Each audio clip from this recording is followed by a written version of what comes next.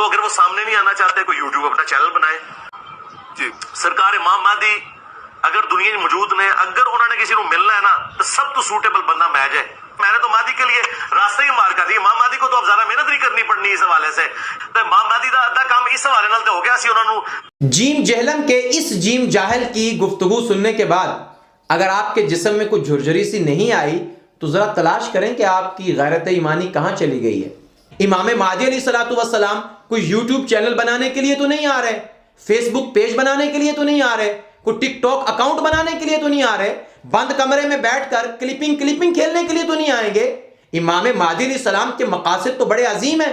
وہ تو اس امت کے مسیحا بن کے آئیں گے, مددگار بن کے آئیں گے, اس امت کی نصرت کے لیے آئیں گے, اور گری ہوئی امت کو اٹھانے کے لیے آئیں گے, اس روتی ہوئی امت کو ہنسانے کے لیے آئیں گے. وہ جو ظلم و ستم سے بھر چکی ہے پوری کائنات, اس کو دوبارہ ایمان سے بھرنے کے لیے آئیں گے.